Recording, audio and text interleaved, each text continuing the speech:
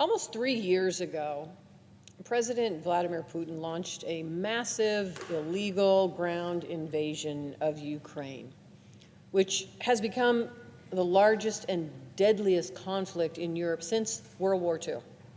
Now, I've stood up again and again with my fellow senators, leaders of both parties, and our allies across the world to condemn Putin's war, which has killed thousands of civilians, including hundreds of children, and left millions of Ukrainians displaced.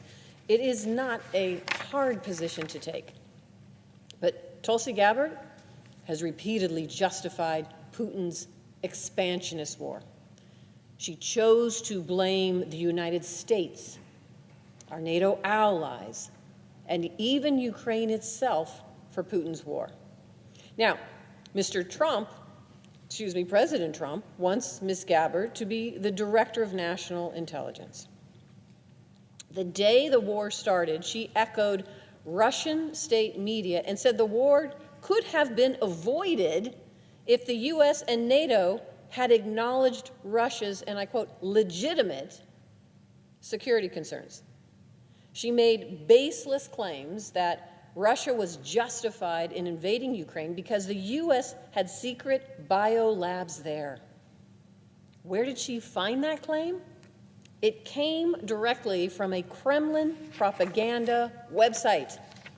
The Director of National Intelligence position was created after September 11th terrorist attacks to act as the principal advisor to the President, the National Security Council, and Homeland Security Council on intelligent matters related to our national security. It seems obvious to anyone who holds this position that they should have extensive national security experience, something Ms. Gabbard doesn't have. And somebody who holds this position should not be parroting Russian talking points. Now, I've worked with colleagues on both sides of the aisle to make sure that Putin is held accountable for the atrocities that have been committed in Ukraine. It is shocking to me that we are on the cusp of confirming a Director of National Intelligence who was so quick to defend one of the U.S.'s biggest adversaries. Now, cozying up to Putin would be bad enough. But unfortunately, he is not the only autocrat that Ms. Gabbard has ties to.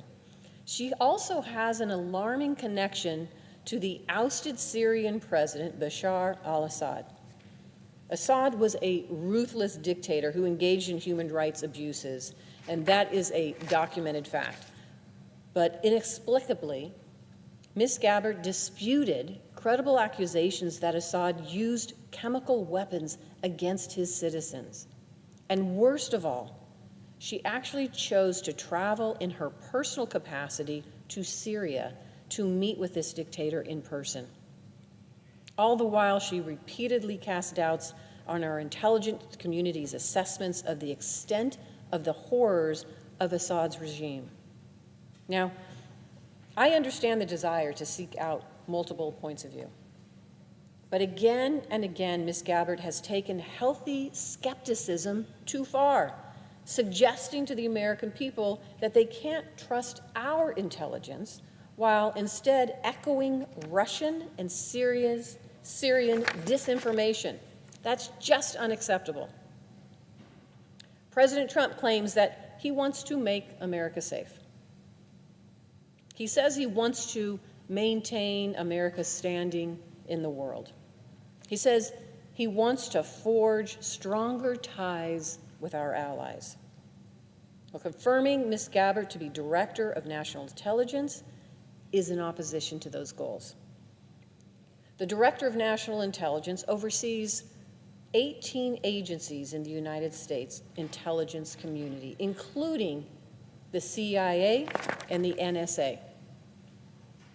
The Director has the legal authority to direct intelligence gathering and choose which intelligence to share with foreign agencies.